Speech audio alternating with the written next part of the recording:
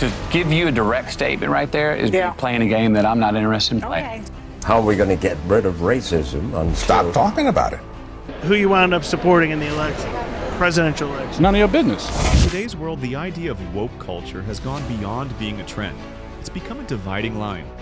Topics like free speech, identity politics, and cancel culture often spark heated debates. However, not everyone is on board with this movement. Some celebrities have boldly spoken out, risking backlash to defend their values. Celebrities often get asked tough, sometimes invasive questions, and their responses can bring a mix of admiration and backlash. One such example is actor Denzel Washington, who has faced scrutiny for his straightforward yet thoughtful opinions. During a press conference in Washington, Denzel was asked who he supported in the presidential election. Instead of falling into the trap of political debates, he gave a sharp, yet polite response. What was the question? Well, that was a question. Who you wound up supporting in the election, presidential election? None of your business. It was a clear reminder that personal opinions don't always need to be shared, especially in a world where even the smallest comment can lead to controversy. The journalist didn't stop there. They asked Denzel what changes he hoped President-elect Donald Trump would make. Instead of jumping into divisive rhetoric, Denzel humbly admitted, Let me ask you this. What issue do you hope President-elect Trump tackles? What's number one in your mind with the new administration? I don't know. I'd have to be more informed to just say off the top of my head the number one issue. I'm not sure. Education, jobs, health. There's so many. Yeah. This level-headed response stood out, showing his preference for thoughtful discussion over heated debates. When the topic shifted to race relations in America, Denzel shared a powerful perspective. I want to just ask you, though, about the issue of race relations, because the film touches upon that.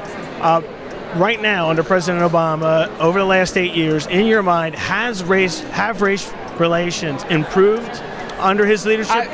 Race relationships have to do with race relationships. You're white or whatever you are. I'm black or whatever I am. We're standing here talking now. That's how we get things done. You can't legislate love. The President of the United States can't legislate us into liking each other. We have to step forward and ask questions about each other and engage. There's no law that says, because I'm president, you all got to get along now. So it's up to us. This statement resonated deeply, but as with any public figure, it also sparked backlash from those who disagreed. Critics accused him of being too neutral or not doing enough to address systemic issues, while others praised him for promoting personal accountability. Denzel's responses highlight the fine line celebrities walk. They're often pressured to align with popular opinions, and when they don't, they risk facing harsh criticism. However, his calm and thoughtful approach reminds us that not every issue can be solved with loud arguments. Sometimes it takes honest conversations and mutual understanding.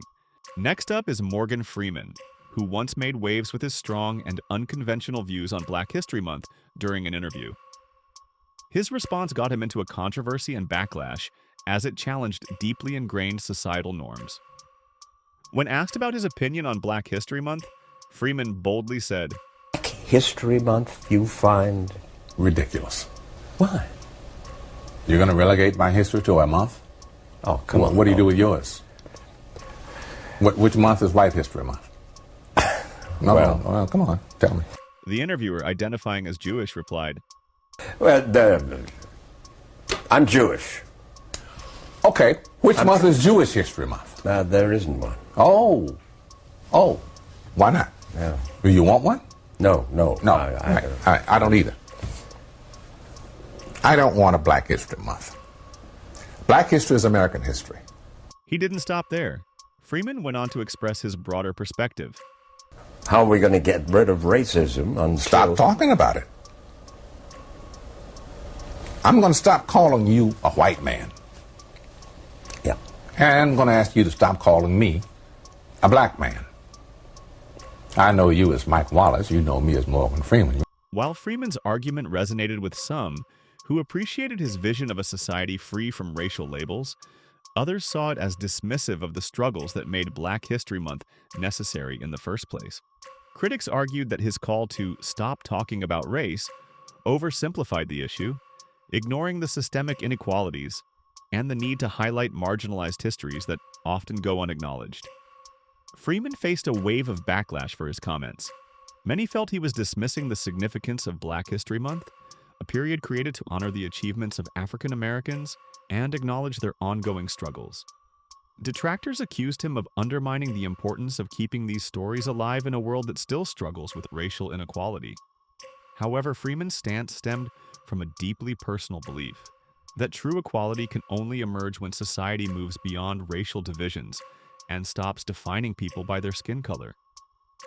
For him, Black history wasn't something to be confined to a single month. It was an integral part of American history that deserved recognition every day.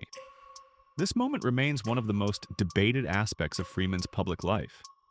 It challenges us to think about the fine balance between celebrating diversity and transcending labels. Was Freeman ahead of his time in envisioning a post-racial society, or did his views miss the mark by failing to address the systemic injustices that persist? Next is another powerful moment from Denzel Washington, where he delivered a sharp critique of misinformation and its growing impact on society. His comments showed his frustration with how information is shared and consumed online, earning him both praise and criticism for being so straightforward. In an interview, Washington addressed the dangers of misinformation and the overwhelming flow of content people are exposed to daily. He asked a question that hits at the core of modern media culture. So what is the long-term effect of too much information? The polarization of the electorate? A meaner spiritedness? And false information as well, because the whole fake news thing. Pick one. It's not just one. That's the flavor of the day. Every day is something else. He pointed out how people's reliance on devices and media platforms shapes their perspectives. Are you using your device, or is your device using you? Can you put it down? Can you turn it off? Washington criticized how news has evolved from delivering factual reporting to a constant barrage of opinions disguised as news. It used to be news. Now it's opinions. Oh, glasses. We have 3 experts on the right, 3 on the left. Let's discuss. Ooh, light bulbs. We have 3 experts on the right. That's not news. That's opinions. Well, over and over and over. Cycle, cycle, cycle, cycle, cycle. What is the long-term effect of too much information? If you're sitting there and you're thinking it's the gospel, what I'm saying to people is, to all of us, I'm not knocking the phone. What I'm saying is we have to understand, we have to at least ask ourselves, around the world, you here in England, wherever you are, what is it doing to us? In another interview, Washington didn't hold back in criticizing media practices. We live in a society now where it's just first. Who cares? Get it out there. We don't care who it hurts. We don't care who we destroy. We don't care if it's true. Just say it, sell it. He also tackled the concept of fake news, pointing out the dilemma it creates. If you don't read the newspaper, you're uninformed. If you do read it, you're misinformed. Many people connected with his statement as it addressed the challenge of sorting through information while staying critical. However, his blunt criticism faced some resistance. Some felt he was dismissing journalists' roles, oversimplifying the issue, and ignoring the complexities of their work. Critics agreed with his point, but believed his message lacked nuance, particularly when it came to balancing speed and accuracy in the nonstop news cycle. Despite the backlash, Washington's stance raised critical questions about the media's responsibility to provide truth rather than sensationalism. His words echoed a call for accountability, reminding everyone, journalists, consumers, and tech companies, of their role in combating misinformation. This moment serves as a reminder of how celebrity voices can ignite debates about societal issues.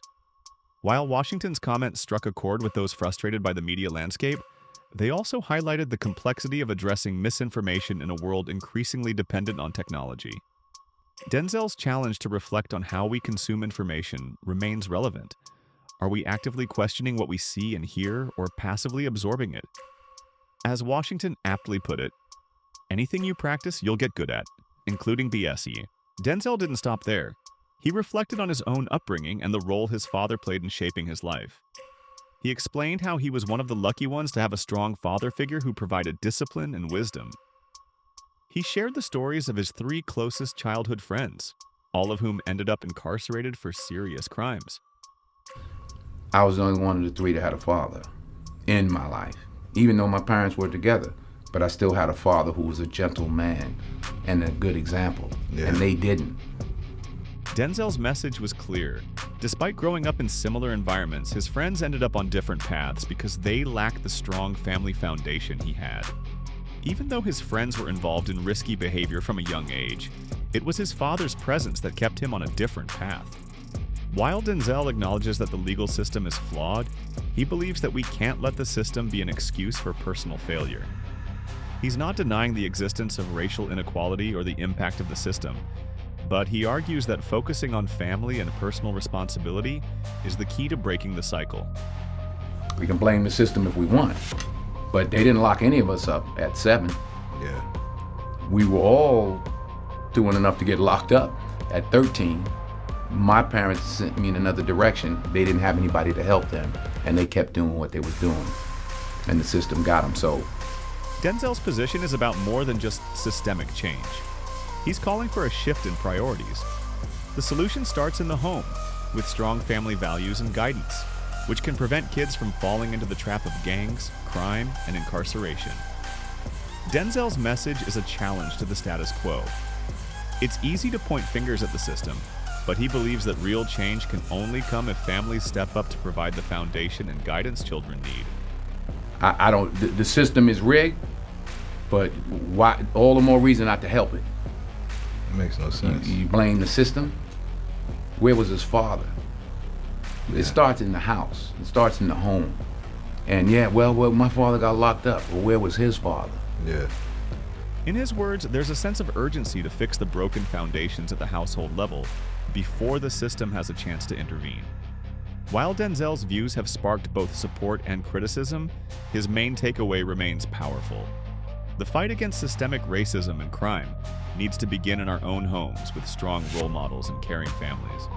Quentin Tarantino, the celebrated Hollywood director known for his unapologetic filmmaking, recently took a bold stand against the growing influence of woke culture in the industry. During an appearance on a talk show, Tarantino was praised for refusing to apologize to the woke crowd, who often criticize Hollywood figures for their views. But he didn't just stop there. Tarantino took the opportunity to expose the deep-rooted problems in the entertainment world, particularly how ideology has increasingly become more important than art. Ideology is more important than art. Way more, certainly to the awards. Yeah. He argued that the focus on ideological messages has overshadowed the true purpose of filmmaking, to tell compelling, entertaining stories that resonate with audiences. In today's Hollywood, Tarantino believes that ideology now trumps individual creativity and good storytelling. Tarantino went further, breaking down what he sees as the two dominant forces in modern filmmaking. And it's just, it's like, ideology trumps art. Ideology trumps individual effort. Ideology trumps good. Ideology trumps entertaining. There's two kinds of movies, virtue signalers and superhero movies. Yeah. For him, virtue signaling movies are ones that prioritize political or social messages over genuine artistic expression, while superhero movies have become the mainstream alternative, often offering an escape from complex social issues rather than tackling them head-on. Tarantino also took a moment to reflect on how Hollywood has evolved over the decades, comparing the changing trends to the waves of cinema history. He pointed to the 1940s, a time when film noir emerged as a genre that told dark, complex stories, despite the constraints of the Hays Code, which censored explicit content. The films of that era often dealt with gritty, raw themes, showing a depth that Tarantino admires.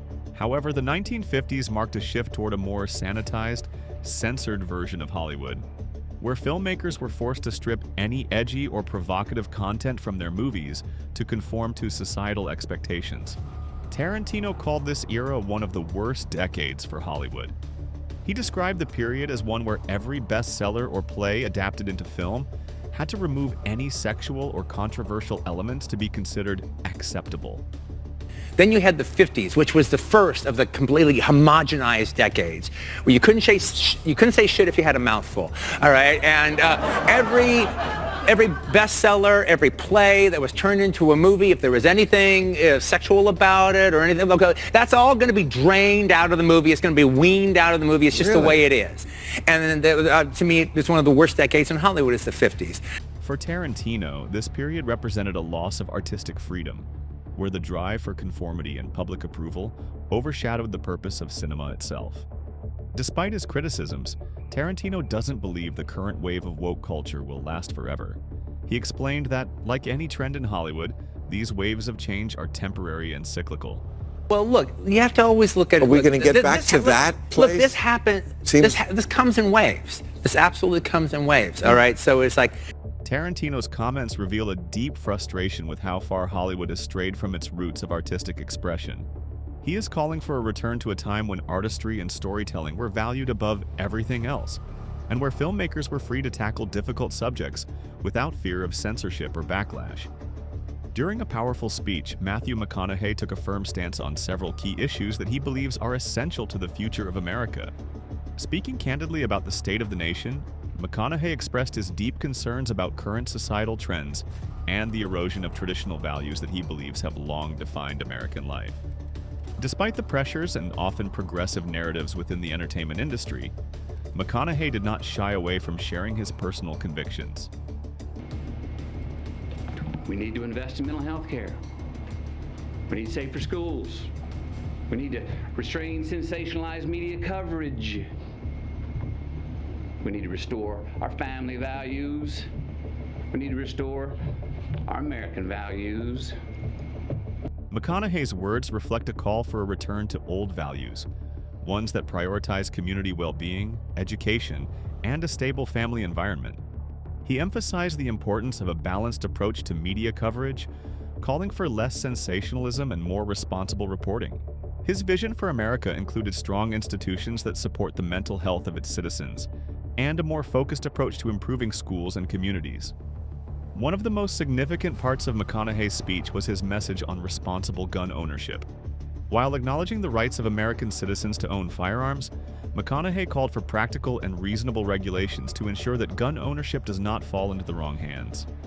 His stance was clear. We need responsible gun ownership. Responsible gun ownership. We need background checks.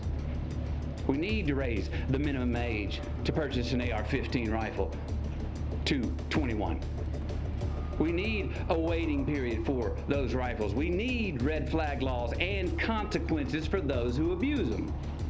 For McConaughey, these changes are not about taking away rights, but about implementing sensible measures to protect communities from violence while still respecting the Second Amendment. He highlighted that responsible gun owners are equally frustrated with the abuse and misuse of the system by deranged individuals who exploit the law for harmful purposes. Responsible gun owners are fed up with the Second Amendment being abused and hijacked by some deranged individuals. McConaughey's message was clear and heartfelt, emphasizing the need for practical regulations that protect safety while preserving freedom.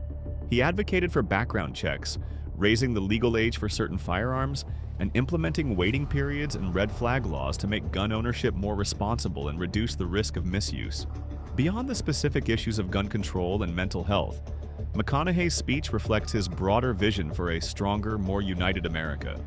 By returning to foundational values such as community responsibility, mental health awareness, and family, he believes the country can address some of the most pressing challenges it faces today. His words serve as a reminder that, even in an industry often characterized by its progressive ideologies, there's room for dialogue and a return to values that prioritize the well-being of individuals and the nation as a whole. Another noteworthy moment was when in a talk show, Matthew McConaughey found himself on the receiving end of a sharp accusation from host Joy Behar. Behar, in a somewhat unexpected turn, tried to label McConaughey as anti-gun, which seemed to catch him off guard. McConaughey's response, however, was swift and firm, as he refused to be pigeonholed into any specific label. He made it clear that he was not going to accept being misrepresented or drawn into a political game. When Behar questioned him about the possibility of entering politics, McConaughey took the opportunity to focus on his principles and beliefs, making it clear that he would not engage in politics simply for political gain or popularity.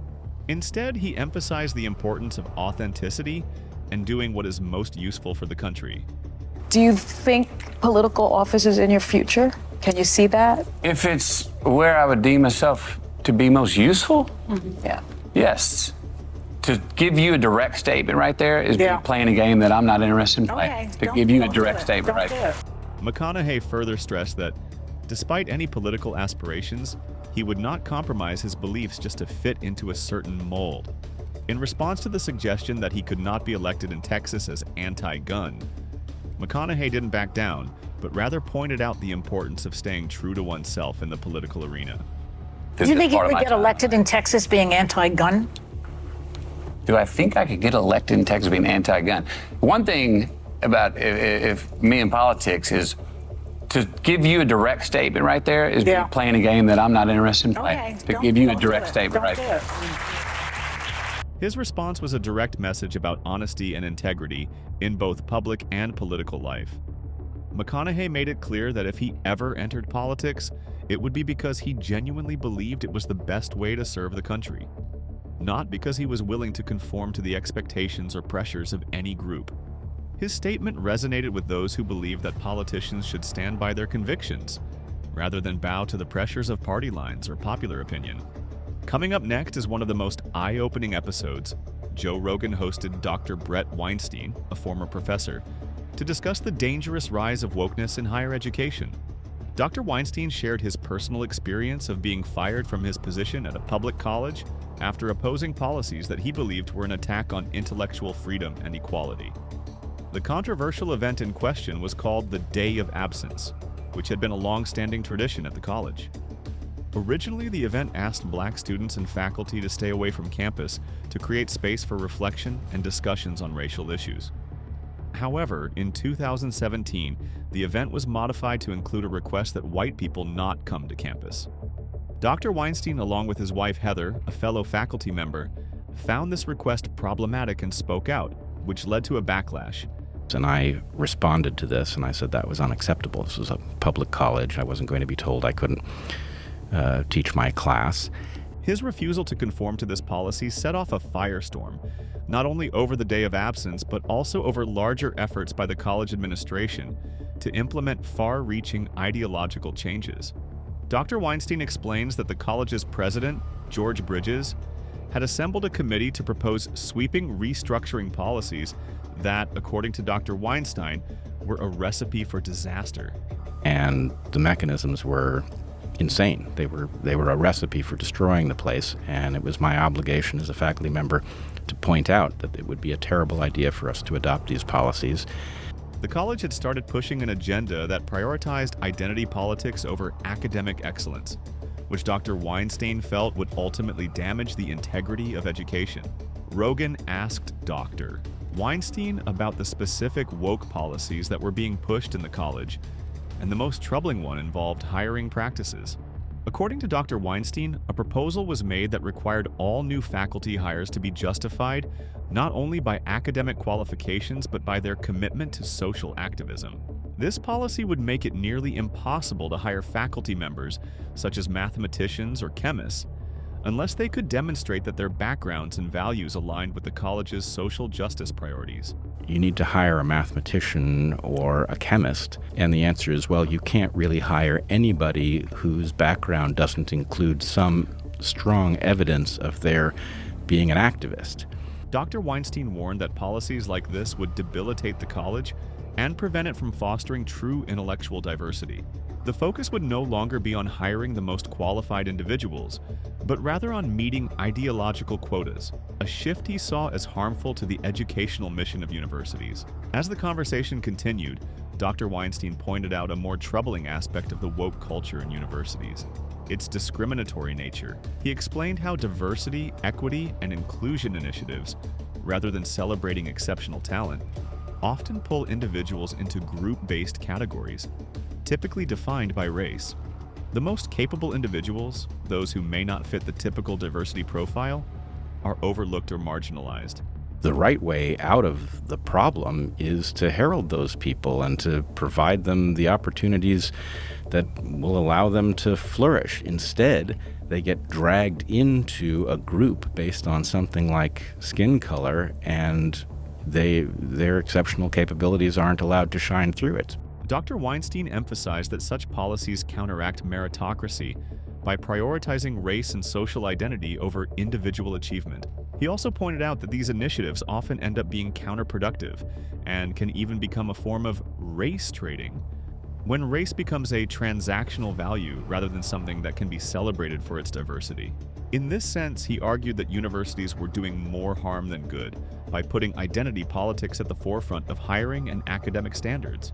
This type of wokeness, he argued, wasn't just harmful to individuals, but also a major threat to the academic world as a whole. Dr. Brett Weinstein's interview with Joe Rogan paints a concerning picture of the growing influence of wokeness in academia. He reveals how identity-based policies are overshadowing the true purpose of higher education, fostering knowledge, innovation, and intellectual growth. Instead of celebrating and nurturing exceptional talent based on merit, universities are increasingly focused on meeting ideological and racial quotas, which risks limiting students and faculty members' potential to succeed and thrive. By sharing his personal story, Dr. Weinstein is warning against the dangerous precedent being set by these policies, which he believes could erode the integrity of education and stunt progress in important fields. In short, celebrities are pushing back against the growing influence of woke culture that often stifles free speech, personal beliefs, and academic freedom. Whether it's challenging identity-based hiring practices in universities or rejecting the pressure to conform to ideological standards, these individuals are standing firm in defense of individuality and authenticity. Their experiences highlight the risks of a culture that prioritizes ideology over merit, calling for a return to open dialogue, intellectual diversity, and respect for personal convictions.